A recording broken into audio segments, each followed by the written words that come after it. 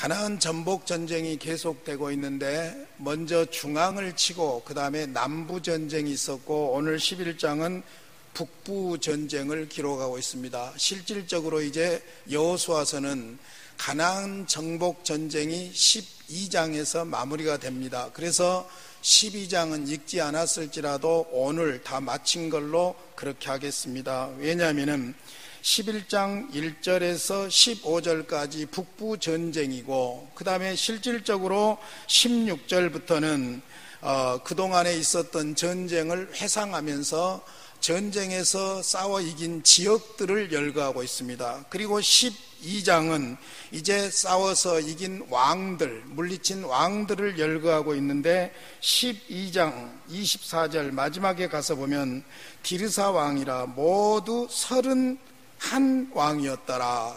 7년 전쟁, 몇 년이라고 정확히 안 나와 있지만은 11장 18절에 보면은 싸운 지가 오랫동안이라 그랬죠. 계산을 해보면 7년 정도 정복 전쟁이 진행되었고 총 31왕을 무너뜨리는 엄청난 성과를 올리게 된 것입니다. 그래서 이제 여호수아의 이후 장을 보면은 13장부터는 21장까지 땅을 분배하는 내용이 나옵니다. 땅을 분배하는 내용이 나오고 그 다음에 이제 22장으로 한번 가보세요. 22장으로 가시면은 요단 동편을 그 약속받았던 두 지파 반 있지요. 그 지파들을 돌려보내는 일을 합니다. 이제 정복전쟁이 끝났으니까 약속한 대로 그들을 돌려보내는 기록이 나오고 그 다음에 23장에서 여호수아가 마지막 설교를 하고 24장에서는 여호수아의 최후가 기록이 되고 있습니다. 이렇게 해서 여호수아가 끝이 납니다. 저는 일단 가나안 정복전쟁에서 땅을 정복하는 데까지는 다 승리하고 여러분을 떠나니까 그래도 보람이 있습니다. 이제 12장까지 오늘 말씀이 다 포함이 되어 있다는 것을 기억하시기를 바랍니다. 다시 이제 11장으로 돌아와서 보면은 1절에서 5절까지는 북방 연합국에 대한 소개가 나옵니다. 북방 연합군에 대한 소개가 나오고 6절에서 15절까지는 어떻게 전쟁이 이루어졌는가, 그 북방 전쟁에 대한 구체적인 내용이 나옵니다. 먼저 1절로 5절을 보시면은 북방의 그 연합군이 나오는데 총 연합국 대표 연합국이고 대장 왕이 누구냐면은 하솔 왕 야빈입니다. 하솔이라는 말 자체가 요새, 그런 의미가 있어요. 아주 천연적인 요새와 같은 그런 성이 바로 하솔성이었고 그 하솔성의 야빈 왕은, 야빈이라는 말이 전략가라는 말이 있어요. 대단한 전쟁 전략가였어요. 그러니까 북방의 모든 왕들을 규합하고 통합해서 연합군을 만드는 총대장 역할을 누가 하냐면은 하솔 왕 야빈이 하는 겁니다.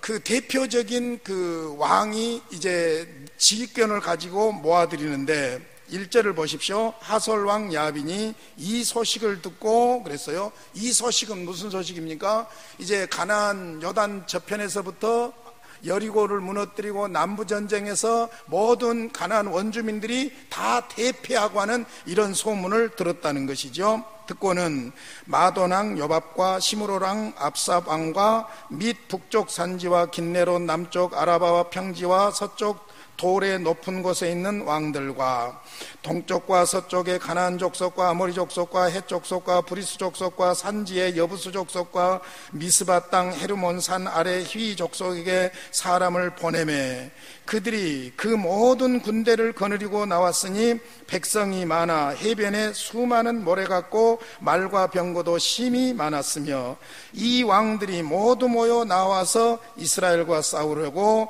메롬 물가에 함께 친쳤더라. 그러니까 엄청난 연합군이 이제 연합을 해서 메롬에 모인 거예요. 이쪽이 지금 어느 쪽이냐면은 이스라엘 지도로 보면은 북쪽 갈릴리 바다를 중심으로 한, 갈릴리 호수를 중심으로 한 그쪽을 말합니다. 그러니까 메롬이라는 곳이 갈릴리 호수에서 서북쪽으로, 지중해 쪽 서북쪽으로 15km 정도 떨어진 곳이 바로 이 메롬이라는 곳인데, 이 메롬이라는 곳에 엄청난 연합국이 모인 거예요. 4절에 구체적으로 보면은 그들이 그 모든 군대를 거느리고 나왔으니 백성이 많아서 해변의 수많은 모래 같고 그랬어요. 그리고 말과 병거도 심히 많았으며, 군대 수도 많을 뿐만 아니라 요즘으로 말하자면 현대화된 병거지요. 병거. 이건 그때 당시에 핵무기와 같은 것이죠. 병거도 말과 병거도 심히 많았다 그랬어요.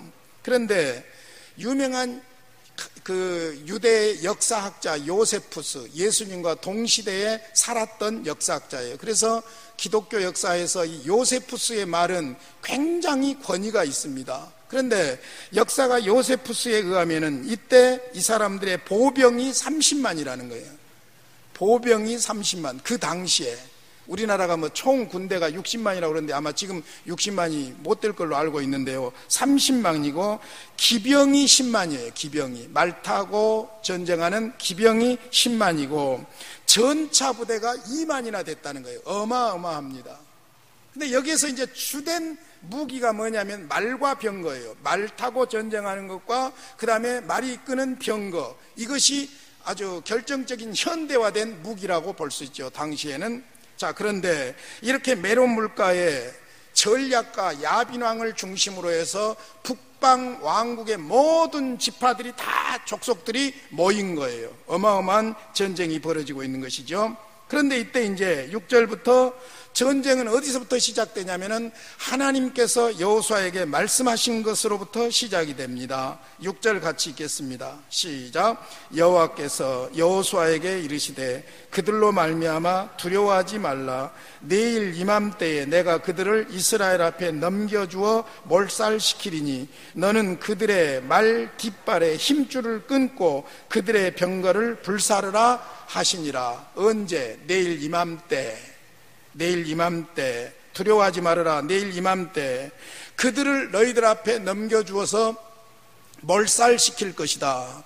그런데 전쟁하는 방법까지도 말씀을 주셨어요. 너는 그들의 말 뒷발에 힘줄을 끊고 그들의 병거를 불사르라. 말의 뒷 힘줄들을 끊어버리고 병거들은 전부 불사르라고 방법까지 주셨어요. 자, 그랬더니 이에 여호수아가 모든 군사와 함께 메론 물가로 가서 갑자기 습격할 때 말 뒷 힘줄을 자르고 병거를 불태우려면 습격을 해야지. 우리 간다니 너희들 준비해라. 그렇게 가가지고는 안 되겠잖아요. 그러니까 갑자기 습격을 할 때에 그 습격하는 것만으로 가능한 것이 아니라 하나님께서 약속하신 대로 그들과 함께 하는데, 자 8절 읽겠습니다. 시작. 여호와께서 그들을 이스라엘의 손에 넘겨주셨기 때문에 그들을 격파하고 큰 시돈과 미스르봇 마임까지 추격하고 동쪽으로는 미스바 골짜기까지 추격하여 한 사람도 남기지 아니하고 쳐 죽이고 계속 여호수아가 여호와께서 자기에게 명령하신 대로 행하여 그들의 말 뒷발에 힘줄을 끊고 그들의 병거를 불로 살랐더라. 그러니까 하나님께서 두려워하지 말라, 손에 붙여주겠다, 내일 이맘때 전략은 이것이다, 말 뒷 힘줄들을 끊어라, 병거를 불태워라. 그러니까 여호수아는 하나님의 말씀대로 갑자기 기습을 해가지고 말의 뒷 힘줄들을 잘라버리고 불을 질러버리고 병거에 그렇게 순종을 했죠. 그래서 그들을 전부 불로 살랐다. 9절 그렇게 말하고 있습니다. 그리고는 이제 10절에 하솔은 본래 그 모든 나라의 머리였더니 총사령관이었어요. 연합군의 총지휘관이었다고 볼 수 있죠. 이 하솔 왕 야빈이죠. 본래 그 모든 나라의 머리였더니 그때 여호수아가 돌아와서 하솔을 취하고 그 왕을 칼날로 죽이고 그 가운데 모든 사람을 칼날로 쳐서 진멸하여 호흡이 있는 자는 하나도 남기지 아니하였고 또 하솔을 불로 살랐고 여호수아가 왕들의 모든 성읍과 그 모든 왕을 붙잡아 칼날로 쳐서 진멸하였으니 여호와의 종 모세가 명령한 것과 같이 하였으되 불살랐다, 진멸하였다. 지금 가나안 정복 전쟁에서 하나님께서 기본적으로 주셨던 헤렘, 하나님께 바치는 거예요. 헤렘, 하나님께 온전히 바치는 것이지요. 자, 여호수아가 하솔만 불살았고 산 위에 세운 성읍들은 이스라엘이 불사르지 아니하였으며 이 성읍들의 모든 재물과 가축은 이스라엘 자손들이 탈취하고 모든 사람은 칼날로 쳐서 멸하여 호흡이 있는 자는 하나도 남기지 아니하였으니. 15절 결론입니다. 시작. 여호와께서 그 종 모세에게 명령하신 것을 모세는 여호수아에게 명령하였고 여호수아는 그대로 행하여 여호와께서 모세에게 명하신 모든 것을 하나도 행하지 아니한 것이 없었더라. 자, 이렇게 해서 북방 전쟁 기록은 간단하게 끝이 나고, 이제 여호수아가 그동안 전쟁에서 취한 지역들을, 승리를 회고하면서 지역들을 16절부터 쭉 23절까지 이야기하면서 이제 23절이 이스라엘 전쟁의 결론이라고 볼 수 있습니다. 같이 읽겠습니다. 시작.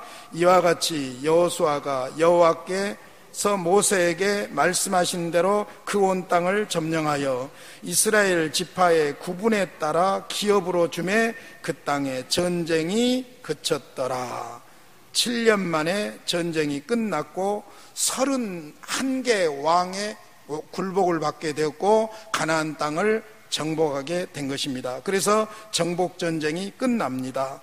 그리고 이제 12장은 자 1절에 그 내용이 잘 나와 있어요. 이스라엘 자손이 요단 저편 해돋는 쪽 곧 아르논 골짜기에서 헤르몬 산까지의 동쪽 온 아라바를 차지하고 그 땅에서 쳐 죽인 왕들은 이러하니라. 그래서 죽인 왕들의 명단이 쭉 나옵니다. 쭉 나오고 마지막에 가서 24절에 아까 읽었던 대로 31왕이었더라. 31왕을 죽였고 그 다음에 11장 16절부터 23절까지는 그 정복한 지역들을 이야기함으로써 11장 1절에서 12장까지는 북방 전쟁을 기록하고 있는데 정복한 지역들과 왕들을 기록함으로 마무리가 되고 있습니다. 그리고 이제 13장에서부터는 땅을 분배하는 일이 벌어집니다. 제비를 뽑아서 땅을 분배하게 되는 것이죠. 자, 여기까지 이제 가나안 정복 전쟁이 끝나고 이제 가나안 땅을 이스라엘 12지파가 제비를 뽑아서 분배를 받게 되는데, 가나안 전쟁에서 우리가 얻을 수 있는 아주 중요한 결론적인 메시지가 있습니다. 그것은 무엇이냐면은 하나님의 약속은 반드시 이루어진다. 할렐루야. 여러분, 가나안 땅을 주시겠다고 하는 하나님의 약속이 어디서부터 시작됐습니까? 어디서부터 하나님께서 가나안 땅을 주시겠다고 약속을 했습니까? 아브라함 때부터. 창세기 12장에서 아브라함을 선택하시고 그에게 언약을 맺으시고 15장에서 구체적으로 너희 후손이 애굽으로 내려갈 것이고 내려갔다가 430년 만에 다시 나올 것이고 나온 너희 후손들이 어디로 들어간다고요? 내가 가나안 땅을 너희들에게 주겠다. 그리고는 아브라함에게만 말씀하신 것이 아니라 아브라함의 후손들에게 계속해서 가나안 땅을 주시겠다, 가나안 땅을 주시겠다, 이 약속을 계속한 거예요. 가까이는 이제 모세에게 약속하셨고 여호수아에게 약속하셨고, 모세와 여호수아에게 약속한 그대로 모세가 볼 때, 12정탐꾼들이 볼 때, 이스라엘 백성들이 볼 때 도저히 불가능하던 일들이 이루어졌는데, 하나님은 인간의 생각과 다르게 약속하신 대로 반드시 이루신다. 할렐루야. 재밌는 구절이 하나 있어요. 21절 한번 보세요. 11장 21절. 그때 여호수아가 가서 산지와 헤브론과 드빌과 아납과 유다 온 산지와 이스라엘의 온 산지에서 아낙 사람들을 멸절하고, 그래서요 22절, 이스라엘 자손의 땅에는 아낙 사람들이 하나도 남지 아니하였고 가사와 가드와 아스도세만 남았더라. 아낙 사람들, 얼른 생각나는 것 없습니까? 아낙 사람들. 민수기 13장에서 정탐꾼들을 보냈을 때 정탐꾼들이 보고 와서 겁에 질려본 사람들이 누구냐면 이 거인 족속 아낙 자손들이에요. 그러니까 우리는 그들에게 비하니까 메뚜기 같더라, 어쩔래, 이제 너희는 죽었다, 가도 못하고 이제 우리는 다 밥이다, 막 그런 부정적인 보고를 열 정탐꾼이 하잖아요. 두 사람 여호수아와 갈렙만 이제 긍정적인 보고를 하는데, 그 긍정적인 보고는 현실적인 보고가 아니라 신앙적인 보고였어요. 현실적으로는 가나안 땅 우리 틀렸다 그거예요. 정복할 수 없다 그거예요. 신앙적으로는 정복할 수 있다. 왜? 하나님이 우리에게 약속하셨다 그거였어요. 그 차이점이었어요. 그러니까 실질적으로 모세가 볼 때나 이스라엘 백성들이 볼 때나 특별히 12 정탐꾼들이 볼 때 가나안 땅은 도저히 우리가 정복할 수 없는 땅이고, 거기는 정착민들이고, 이 사람들은 광야에서 40년 동안 유리방황하며 요단강을 건너온 사람들이고, 그러면 도저히 불가능한 거예요. 그런데 놀라운 사실은 오늘 11장 21절에서 아낙 자손들이, 사실은 어떤 면에서 보면은 정탐꾼들이 보고 두려워했던 그 아낙 자손들이 이제 하나님이 약속하신 대로 완전히 진멸되는 하나님의 역사를 보게 되는 것입니다. 그러니까 가나안 전쟁이 12장까지 끝났다고 한다고 하면은 이제 여기서 우리가 얻을 수 있는 결론적인 메시지는 무엇이냐? 하나님의 약속은 반드시 이루어진다. 할렐루야. 현실적인 것으로 판단하면 안 돼요. 하나님이에요. 하나님이 말씀하셨으면, 하나님이 약속하셨으면 반드시 이루어진다. 그래서 여러분, 이 가나안 전쟁을 통해서 무엇을 알 수 있냐면요, 하나님의 백성들이 누구인가 하는 정체성을 교육하는 산교육장이 가나안 원주민들과 싸우는 전쟁터였어요. 자, 가나안 전쟁에서 이길 수 있는 방법은 딱 하나 있었어요. 그게 뭡니까? 하나님의 말씀을 믿고 하나님의 약속대로 순종하는 거예요. 제일 중요한 것은 하나님을 믿는 거예요. 하나님을 믿는 거예요. 그거 외에는 다른 방법이 없어요. 하나님의 전쟁이었어요. 그러니까 하나님의 백성들은 무엇으로 사느냐? 하나님을 믿는 믿음으로 산다. 이것이 하나님의 백성들의 정체성을 훈련하는 산교육장이 바로 영적 전쟁터인 가나안 땅이었어요. 여러분, 지금 우리도 마찬가지예요. 내가 구원받은 하나님의 백성이란 것, 이론적으로 예수님이 내 죄를 위해 십자가에 죽었습니다. 그러므로 내가 그를 믿으면 구원받습니다. 할렐루야 하면 나는 구원받았습니다. 그런다고 해서 내가 구원받은 하나님의 백성으로서 정체성을 확실하게 가지고 사냐면 그렇지 않아요. 이제 생활 속에서 실제적으로 신앙과 현실하고 부딪히는 일들이 생겨나는 거예요. 그러면 어쩝니까? 현실 앞에 두려워하기도 하고 실망하기도 하고 낙심하기도 하지만은 결국 하나님의 약속의 말씀대로 하나님을 믿고 믿음대로 부딪히고 나가면 나중에 어떤 일이 벌어지는 거예요? 아, 하나님이 하시는구나. 할렐루야. 산교육장이에요. 산교육장. 그러니까 사실 신앙은 이론이 아니에요. 머리로 하는 것이 아니에요.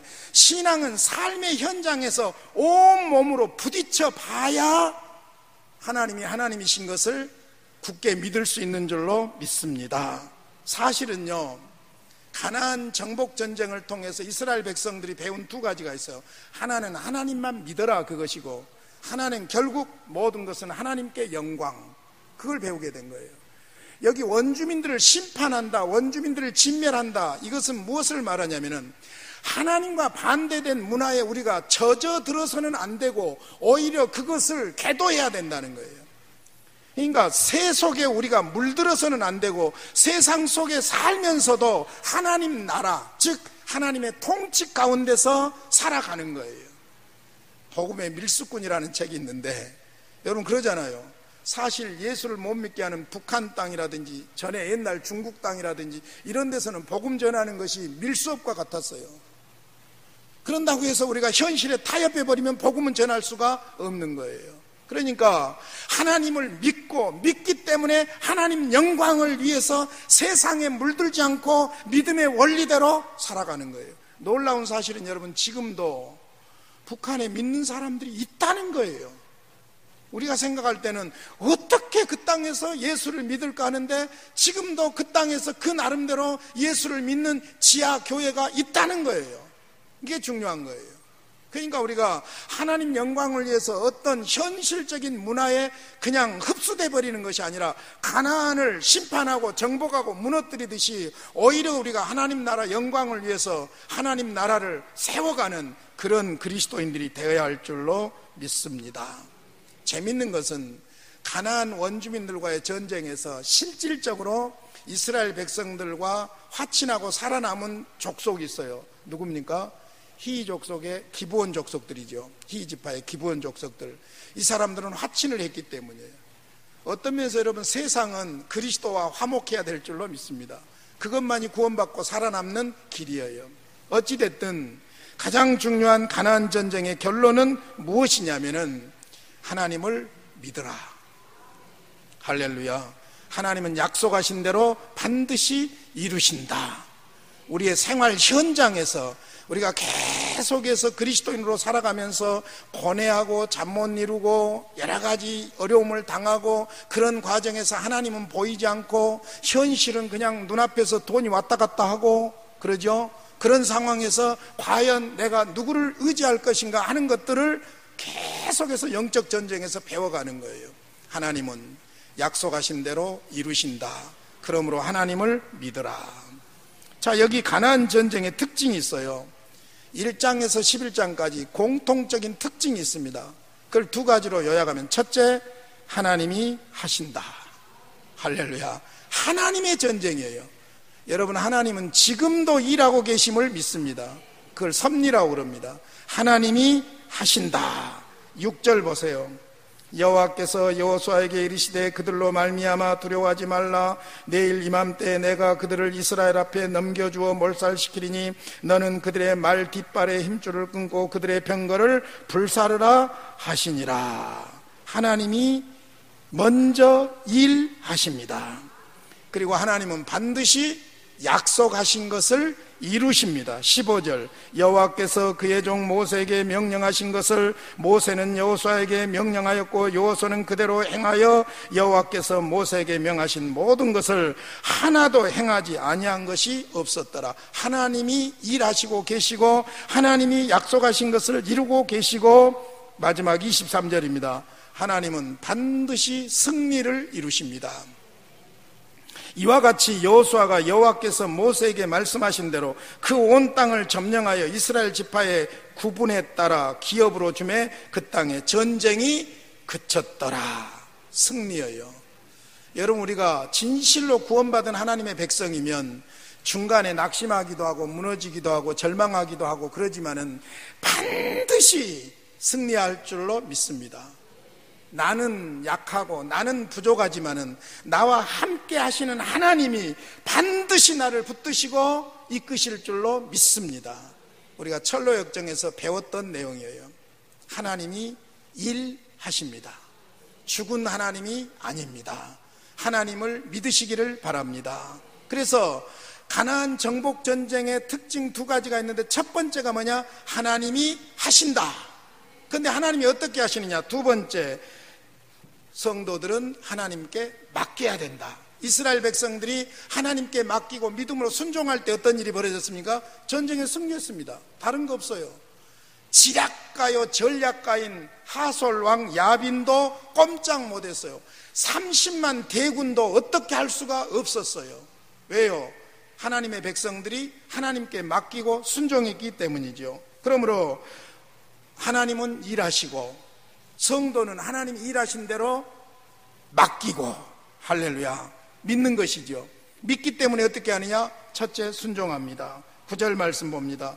여호수아가 여호와께서 자기에게 명령하신 대로 행하여 그들의 말 뒷발에 힘줄을 끊고 그들의 병거를 불로 살랐더라. 어떻게 했어요? 순종했어요. 무엇에 순종했습니까? 6절에서 말 뒷발에 힘줄을 끊고 그들의 병거를 불사르라. 그러니 그렇게 순종했던 것이지요. 순종했습니다. 그 다음에 하나님의 말씀대로 완전히 드렸어요.